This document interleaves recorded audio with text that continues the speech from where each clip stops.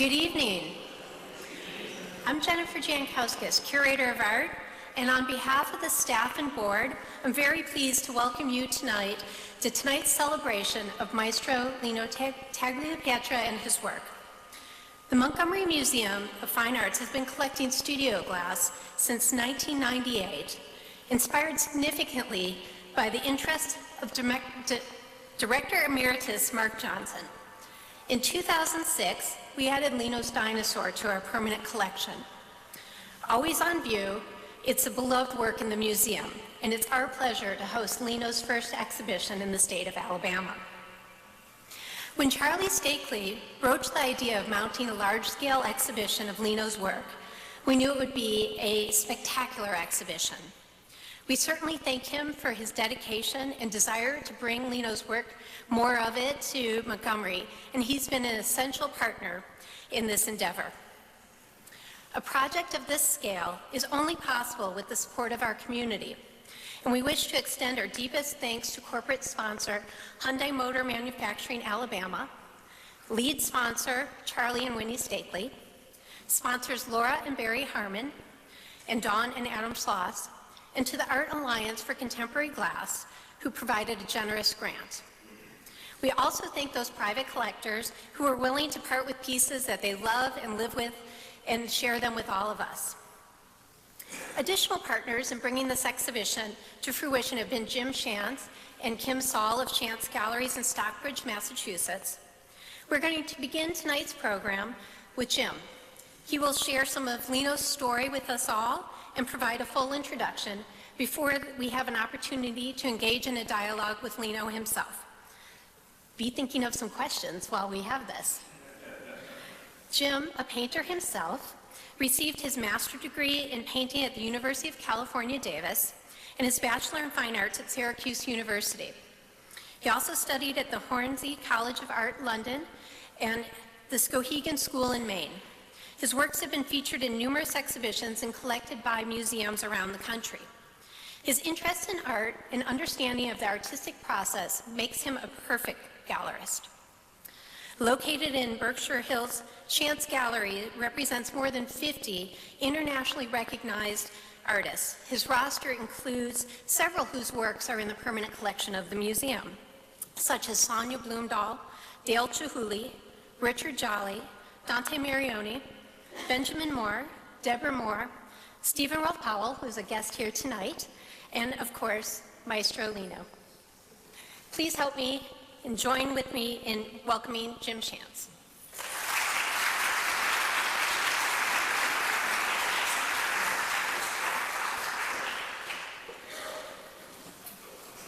Thank you, Jennifer. Welcome, everyone. Just want to say how honored my wife Kim and I are to be here in Montgomery, first of all, and how honored we are to represent Lino Tagliapietra's work at our gallery. We're also very honored to be able to co-curate this exhibition of Lino's work. I want to thank our friends Charles and Winnie Stakely. It was many years ago when Charles and Winnie come up to the Berkshires pretty frequently, many summers, and we've known them for probably 20 years now, so they've been inviting us for years to come to Montgomery. And Charles one time mentioned the idea of having a show of Lino's work here at the museum.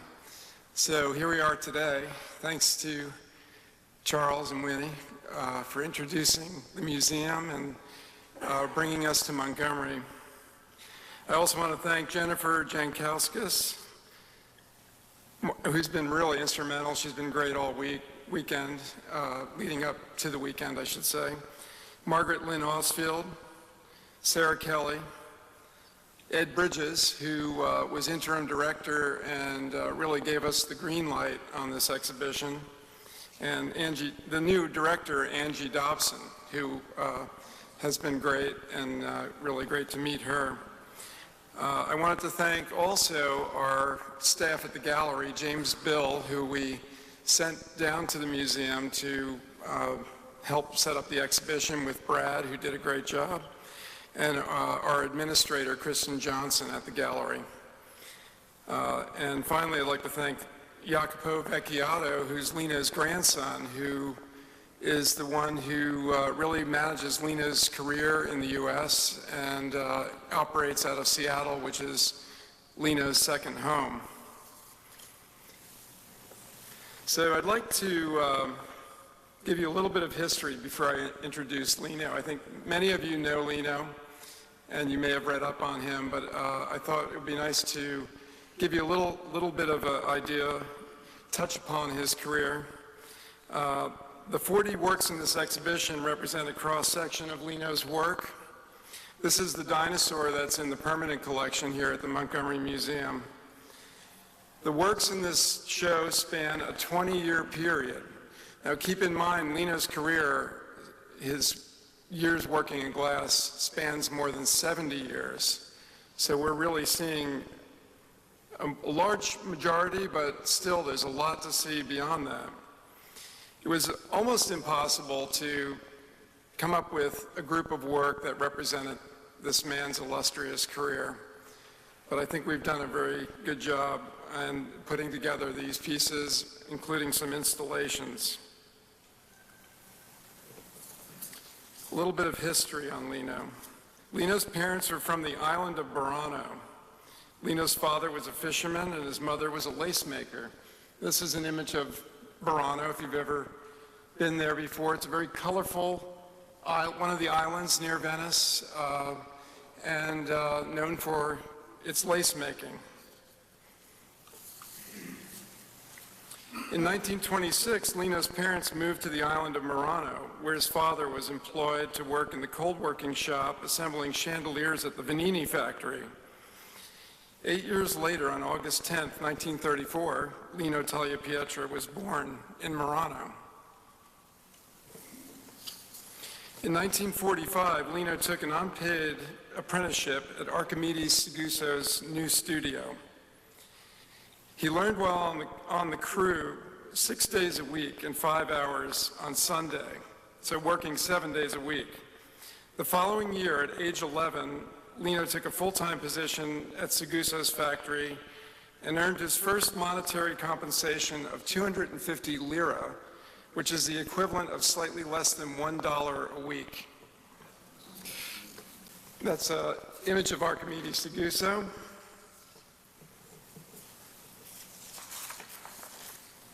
And I should mention, Maestro Segusso is renowned for his variations on interwoven filigree design. So he was really instrumental in doing some of the early art glass sculptures in Murano.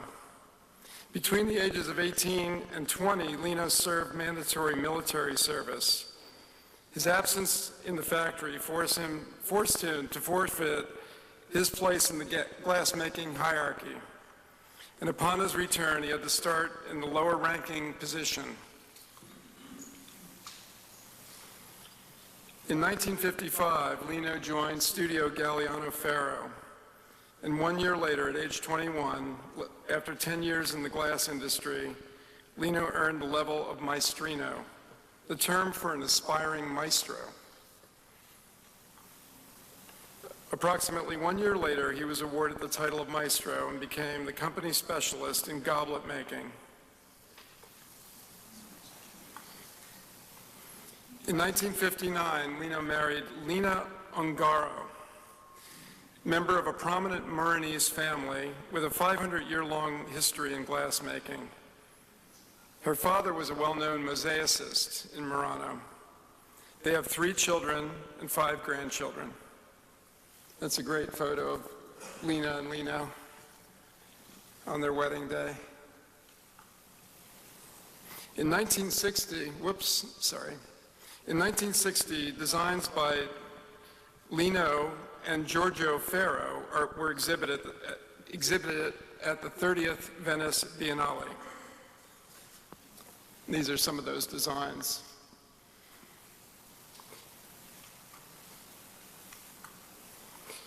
Lino began developing his own designs in 1966 during his free time in the studio, and he created his first Saturno from one bubble of glass shaped with an open neck and flared ring.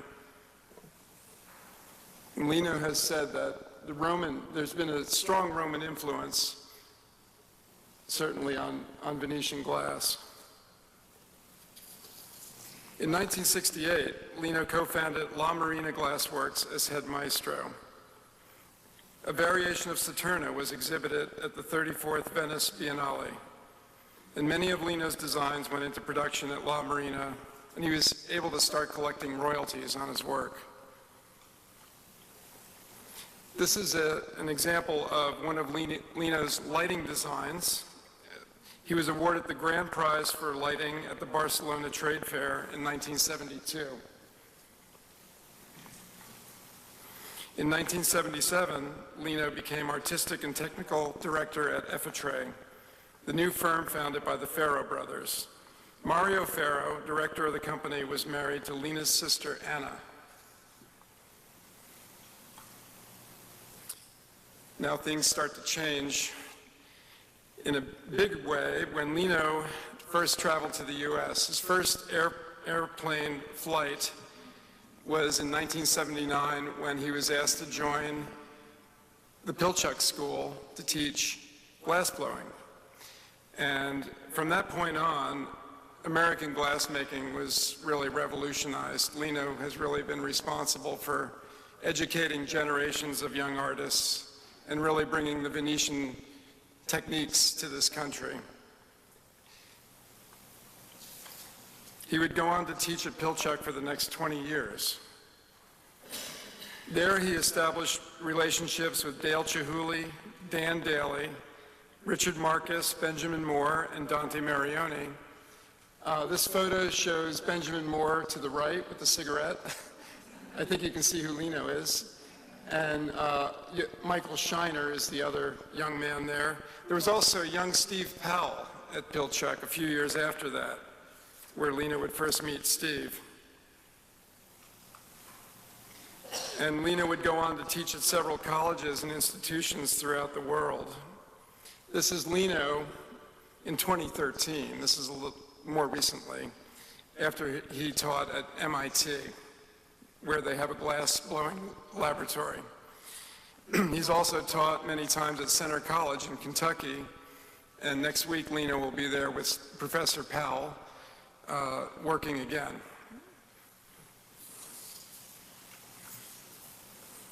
In 1981, Lino worked for the first time with Dutch glass designer Andreas Copier at the Effitre International Glass Factory. And that's Andreas Copier standing behind Lino. So these types of collaboration would really open up new ideas to Lino in terms of ways of working. You can see these amazing pieces that Lino and Andreas made together.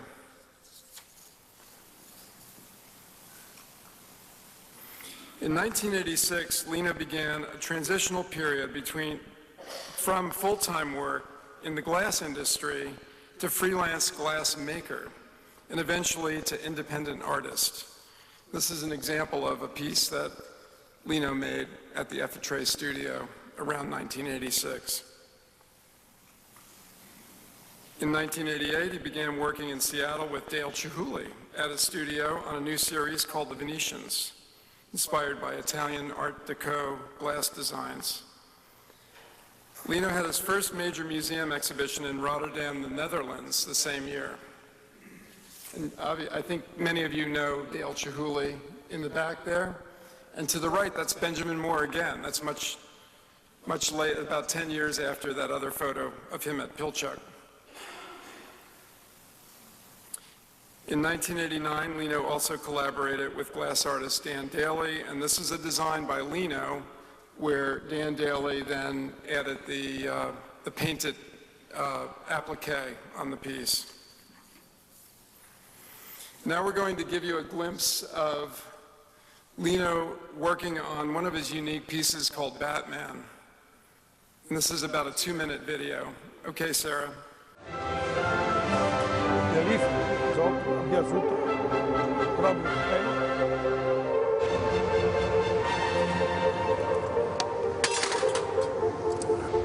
Hold the pipe.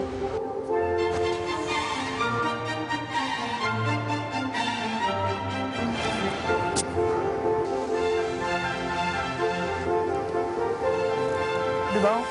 No, only. A little below it, little below it. Yeah, this. Okay.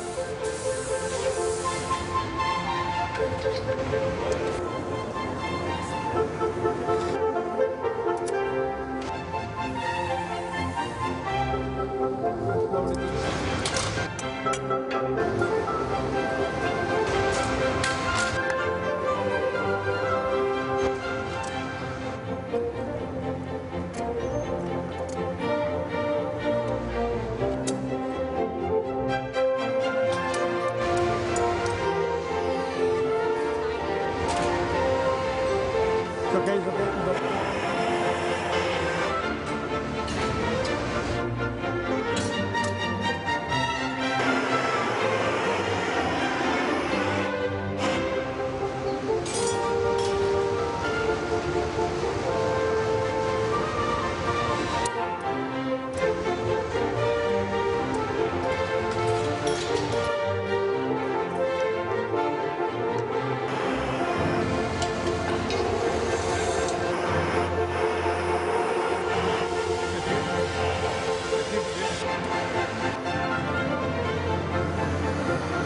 Por ahí.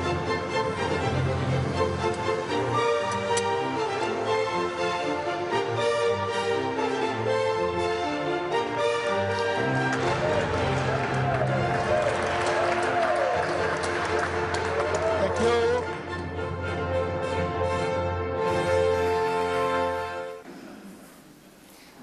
It's nice to get a glimpse of how Lino works. And you can see that there's a Batman piece in this exhibition here at the Montgomery Museum. So in 1998, Lino created the first flying boats installation, which are called Endeavor, after the America's Cup boat. And this was at the second Venetian Glass Open.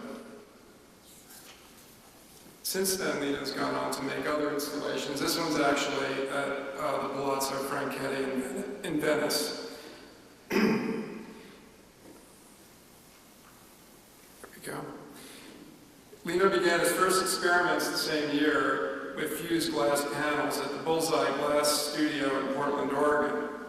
So now Lino's taking the blown glass material, the cane that he made. He spent many, many hours and days, possibly weeks, making all this glass material to then create these designs and to create these, essentially, they're paintings in glass, and we have some great examples of glass panels in the exhibition. In 2004, Lino received an honorary doctorate of humanities from Center College in Danville, Kentucky, and a Lifetime Achievement Award from the Museum of Arts and Design in New York City. And you can see to your left that's Sandra Day O'Connor, who received an honorary doctorate at the same time. And that was, again, that meeting with Stephen Powell, Stephen's professor at Center College, which really was the thrust of that happening. So it's really an amazing honor. In 2008, Lino had his first career survey exhibition, Lino Talia Pietra in retrospect, at the Museum of Glass in Tacoma, Washington. And that little video clip you saw was made for that exhibition. This exhibition also toured at major museums throughout the U.S., including the Renwick Gallery, which is part of the Smithsonian in Washington, D.C. And here in 2011 was the first comprehensive exhibition of Lino's work in Venice. And now we see at the Institute of Science, Letters and Art at the Palazzo Franchetti. And Kim and I were able to go to this exhibition. It was really an amazing exhibition, and to be honored that way in his home, on his home turf. In the past 3 years, Lino has had 3 other major museum exhibitions in the U.S., including the Bergstrom Mahler Museum and the Morris Museum of Art in 2017, and now the Montgomery Museum, as well as major exhibitions in Shanghai and Taipei. think now we are about ready to show you one more video of Lino making his iconic dinosaur piece. It's possible to see with this kind of stuff here.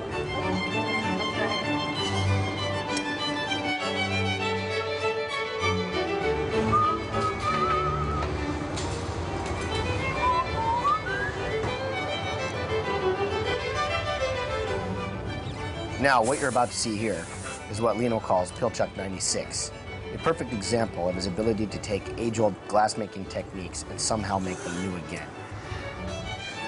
He'll grab the ball of glass on the end of the bubble and bend it back up toward the blowpipe.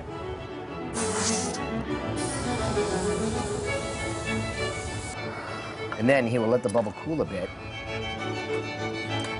knock off the excess, then he will transfer the piece off the blowpipe onto a punty. Okay, boss. It's then heated, brought back out, he removes more excess glass. Then with the tweezers, creates a hole so he can open the form. Back into the fire, some more shaping. And finally, a very large and difficult to trim.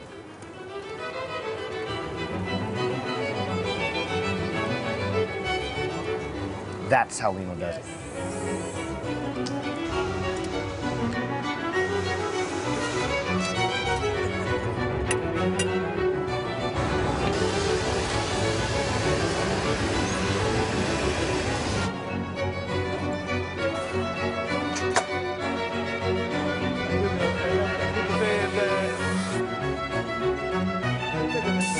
Blah, blah, blah, blah, blah, blah, blah, blah.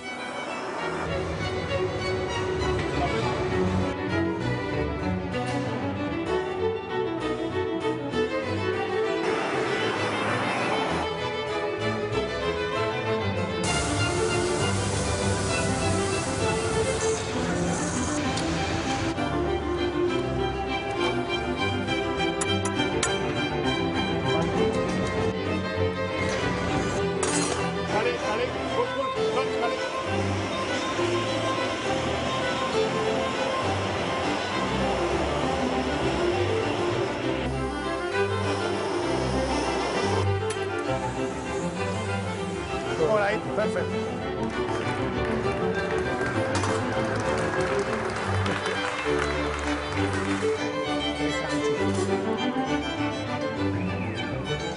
All right, Manuel.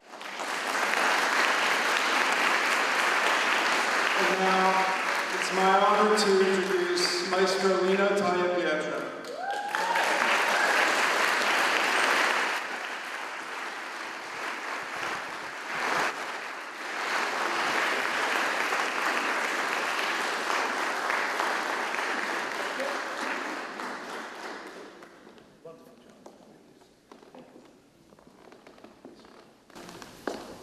Wow.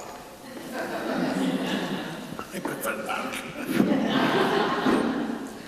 Good evening. Welcome to everyone. I want to say a few words. I think, first of all, I want to say thank you for the sponsor, curator, director. I don't want to say any name, it's very difficult, but the staff. And then and the people that work here to do a wonderful job. And then we have a couple nights, fantastic. I love the grit. I love Alabama. You know, for me, in Alabama, it's a little bit like a dreams, because for many, many years I listened Alabama, you know, because we have somebody I know. I don't want to say the name because he's a very important guy, the professor Stephen Powell. He told us about Alabama, Birmingham, Montgomery, the okra. I am expert at the okra. Before I start to eat, I know everything about okra. Besides that, I think it's a great honor to be here, honest. For me, I love this size of the museum. for me, represent the real culture, really. Beside any business, represent the real culture. And then I feel so comfortable to be here, an honor to be here. I want to say absolutely thank you for this kind of opportunity. You know, in my life, sometimes we have some opportunity to change your life, you know. For example, I meet one person in probably 1944, 54, a young guy, not young guy, but old man, little bit fat, very religious, very religious. And then he teaches to me practically everything. Probably is a real master, the real person that give it to me the opportunity to grow. He teaches to me the patience. And then very religious. Before we start to work every morning, we pray. He give me one something, the Madonna, the San Giuseppe God, and then we have the little pray, little thinking. And I have no use to do it, honest. But after many years, I realized that probably everything helped. Everything on the right direction. This person, I became very good assistant at the time. Not very good because I came from different technical situation. I came from the Security Archimede, we are at the island, but every factory they are different island. We work a totally different way. As unbelievable, the Galliano Ferro, we have practically the old tradition, the factory, they are completely different way, totally different. And it's a very incredible how, for example, we do the dolphin at the Security Archimede, but one do the dolphin, another one do the cap. Practically Archimedes is supposed to do the dolphin, and then Enrico Moretti, another master, make the cap. And then we never know how to join together. You know? And practically we do only dolphin. And then I saw they do dolphin. When we do the Galliano Ferro, we do the dolphin very touch with at the punti, with the pipe, with the base, the foot. And then we go, and then we do the swan, they say, do the swan at the casa. And then finally I have a chance to shoot somebody else. They make a swan, and then I read a little bit from somebody else. I needed to try anyway. And this guy have a lot of patience. They are very famous for the chandelier and the Venetian, we call galanterie. We do chandelier with one special leaf, and then I never do it. And then he teach to me how to do it. But the next day, I go in the factory 2 hours before, I know we needed to do the leaf. And then I work 2 hours, do the preparation of the leaf. And when I go to work, I'm very proud to make the leaf. And then in a few months, I became good assistant. When I became good assistant, we have one chance to become young master. They say to me, Lino, you want to become young master? I say, no. I needed a little to become good assistant. The master say, no, Lino, you have a chance. I am not ready. We are never ready. Every morning before start we pray much more. But probably we pray, help me to become a good master, you know. You never know that life like this. And then after I became master, I have a lot of energy. I go always 1 hour before, 1 hour later to try something new. For example, I have a commission, they put a young master. I became a master of the goblet. But they give it to me something I never do before, seals. Goblet with the seals. I say, wow, seals. And then I explain my master how to do the seals. he showed to me. And then every morning, for maybe a couple of months, I learned to do the yours. After 2 months, I am ready, and now I do the yours with the glass, my eyes closed, because I try so much. I think that's a very incredible way how you did to do, but I never lost the opportunity to try. Always I try. And then even when we are younger, marriage, always I finish a little bit late. Saturday or Sunday, we go in the factory to try something new. And then I feel if you don't try something new, you'll never do nothing. And then you develop nothing idea. And then all of my culture practically came from the church, because we have a lot of painting. We go to see the church, the Biennale, the museum, and then the book, because even I don't have too much school, I read a lot. And then I have somebody giving me a chance to teach, you must read this, you must read that. I am very famous, read all the Russian, Dostoevsky, Chekhov, American people, Steinbeck, Hemingway, Erskine Calvin, and then blah, blah, blah, you know, the French. We have the French, I think, you know, it's very Garcia Lorca, the painting, not the painting, the music. And then we have a French chemical that teaches to me the formula. And then, but the formula is not enough. I needed to learn how to melt in glass. And then the night I go in the factory to see the people that made the professional.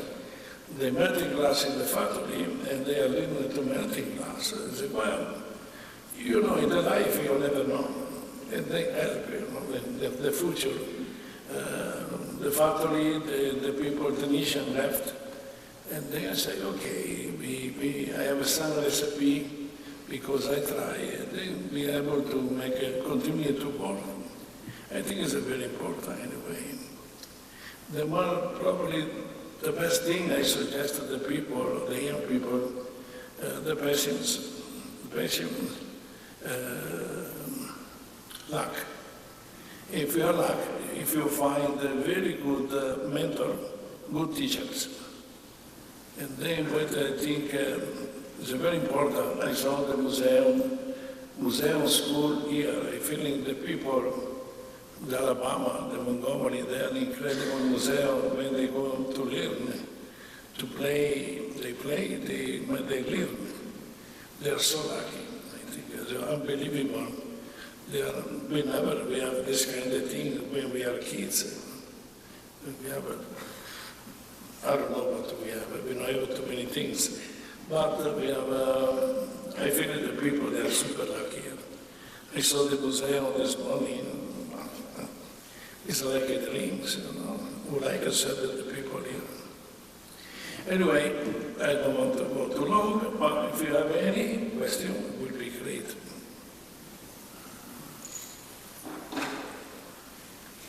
I have a question for you. Oh, hold on, we're going to give you a mic so everyone can hear you.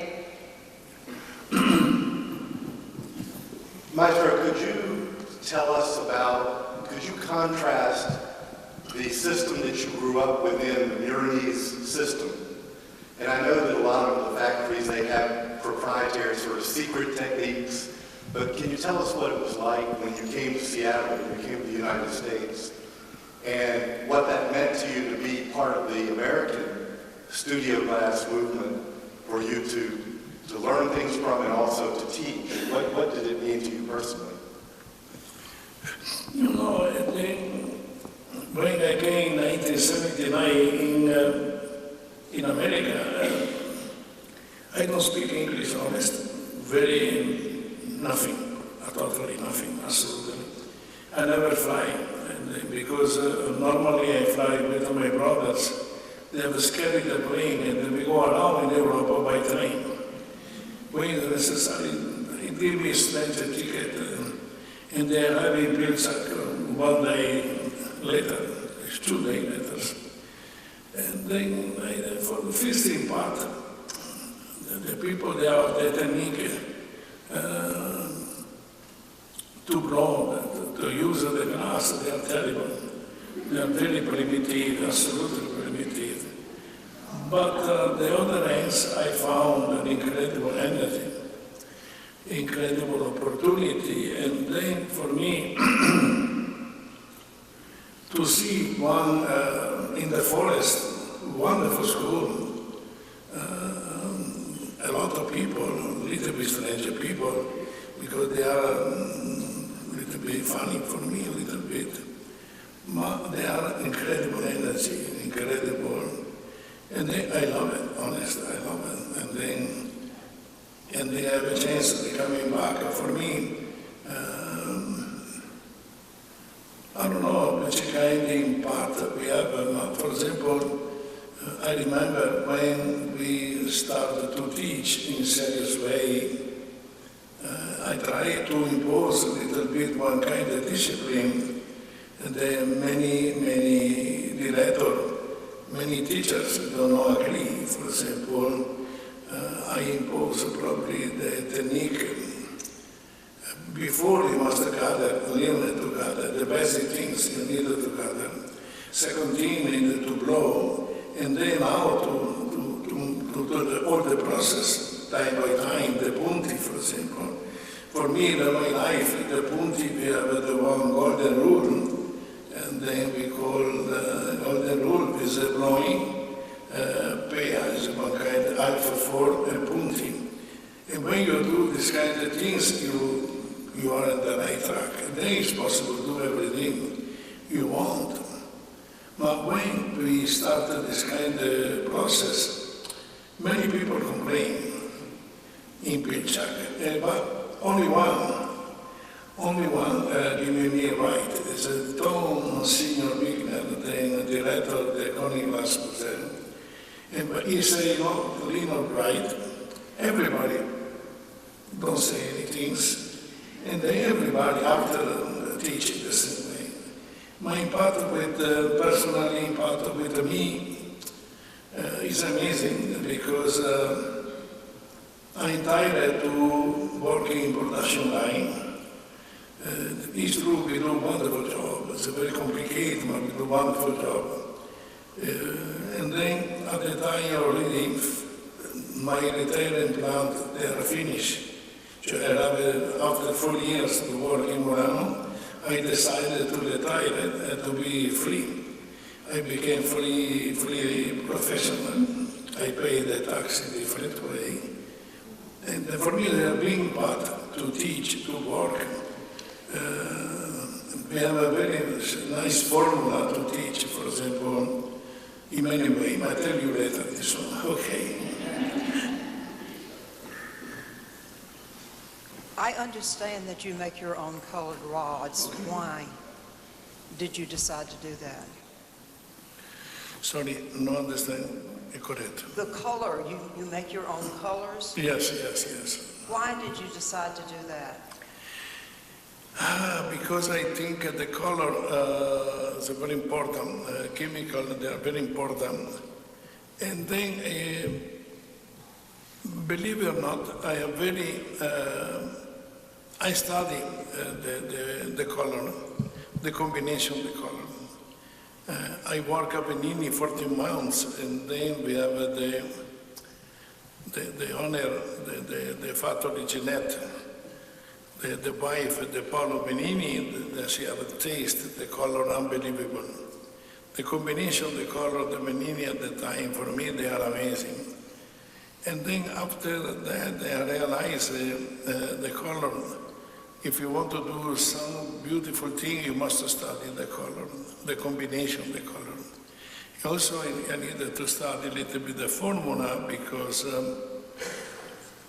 I think it's so important sometimes to be, you want to do what you want to do, you know?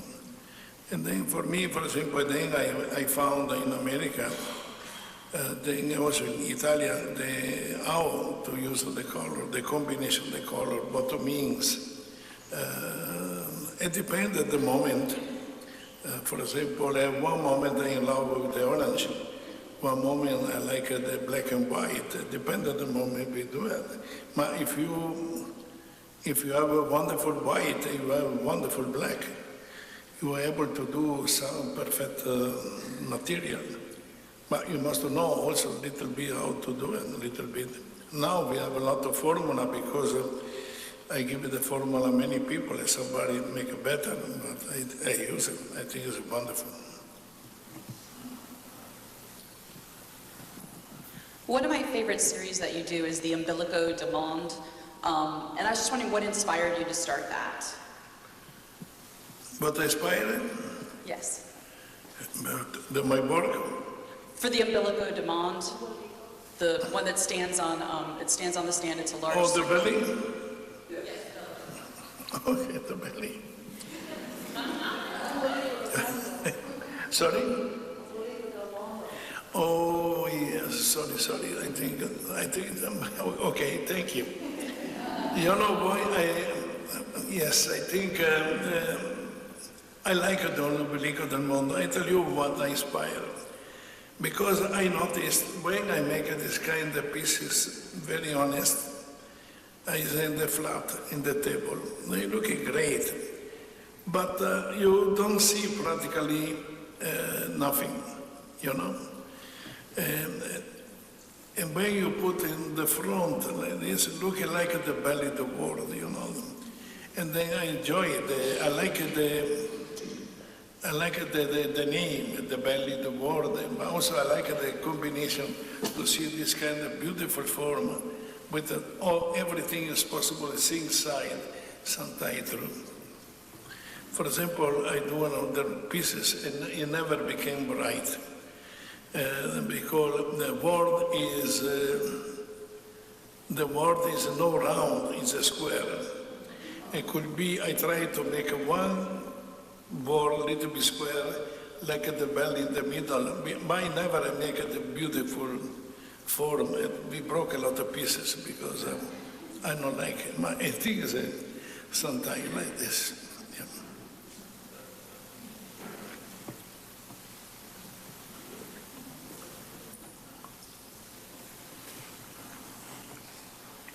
Hi. So many of your pieces involve a lot of grinding. And I was curious, as the artist, are you involved in that process as much as the blowing? And how much time does it take to do the grinding as opposed to the blowing? Is it equal? Is it one more or one less? But there seems to be an extensive amount on many of your pieces. I find that pretty interesting. I think again, the grandi, what you mean, say the inciso, battuto, the outside the surface. Yeah. You know, this kind of technique is the technique they use at the Roman class. And then the battuto, they are very famous in La Liga, make a sound wonderful battuto. And then Benini with Carlos Scarpa and somebody else. For me, I love it, honestly, I love it. I don't invent the battuto. But, and then also the inciso, the Benini make a wonderful, wonderful material. And then I use this kind of technique because I like it. I try to give a different way to use it. But I don't do, somebody also do it. We have the cold worker. Normally from tradition, the glass blower, for instance, don't never touch the glass in the coal shop. My father, they are a coal worker, and then I show him, sometimes he teaches to me just for play like this, but I know a little bit how to do it. It's a one work, honest, even I like it, I hate. And then I prefer something else. Now I do some battuto, but mostly now I try to move in different direction because I use a different material. But it's one technique that I love it. I love very much.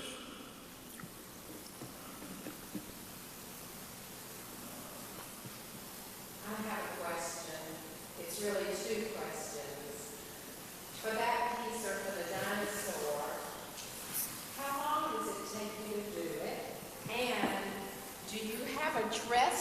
rehearsal with everybody who's participating? Do you go through and say, this is what you're going to need to do before you make the glance? The first question, I give you the answer. The second one, I give you the first. No, the team, we work together, and then we have, in the past, when we do the color in Seattle, and Mulkitio, we have the color pots. We have sometimes, then we do a lot of color. We have the team, the list to 8 to 10 people. And then everybody, we work like a team, we do preparation, we do a lot of work. When we do the work together, we don't talk too much. If we talk a little bit before, and then sometimes we make a sketch in the floor or the marble. And when we work, the people follow me, and then when we talk, what it means, the people don't understand exactly what is going on, you know. In this case, it becomes sometimes complicated. But normally, we have a communication with turn, push, stay there, moving. If the people don't understand exactly, we say a little bit the voice, a little bit faster, because we have a few seconds specific for the dinosaur. We don't go anymore in the Gloria. It's a difficulty to make. We needed to do the right way. And if you do fresh, you make it better. If you go eat, sometimes you fix it. But it's always a little bit something disturbing, because it's a little bit no fresh, it's no natural practically. We need to force the material. And all the time could be a couple hours. But in the back there, we have the preparation of the cane, many things. And probably maybe 20, 50 years experience, you put everything together, you know. There's no enough, the timing, no what it means anything. See what it means, but just because you are tired, maybe you work 3 hours, somebody make the piece work 8 hours. I never do these kind of things. Maximum was 3 hours and I would die. But what it means, they are very complicated story. But said that.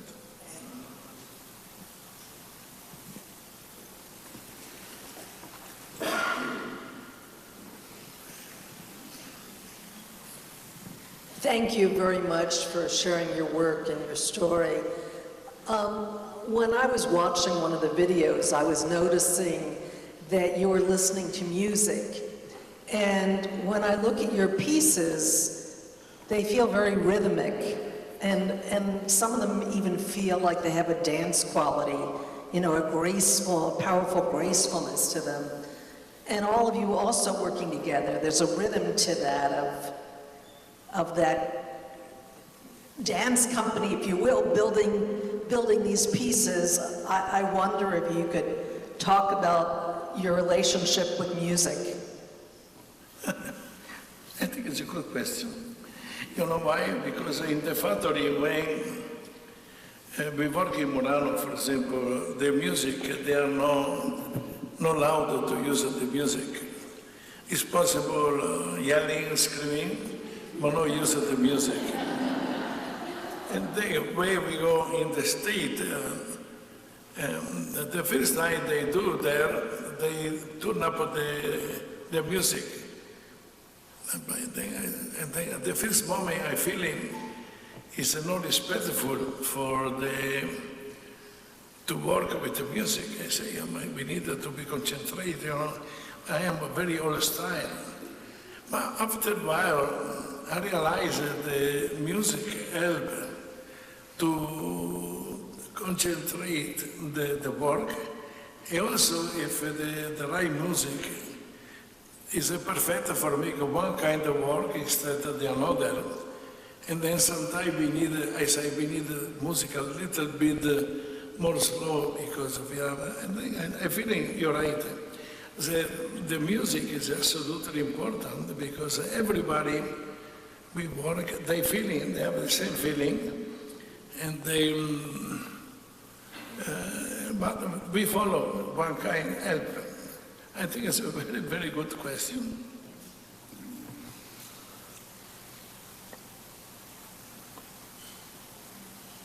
It's okay? Oh.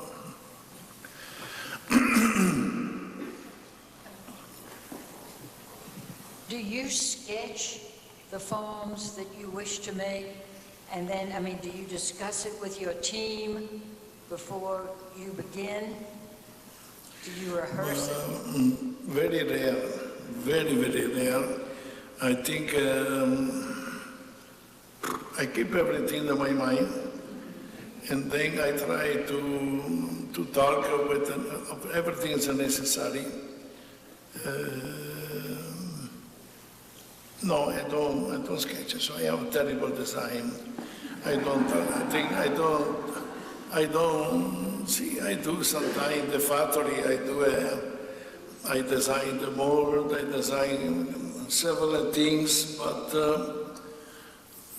for me, I working, even I do some lamps, quite important, very, no, I do it. With the team, we talk a little bit. They know the passage. With the team, we work for 20 years. You know, I think we have a communication in the coffee. We have a wonderful communication by eyes like this. Some, you know, very, very funny things, but we have a communication, very good. Because most of the time we don't fight, you know. It's a difficulty sometimes, don't fight, man. Sometimes it's necessary to do.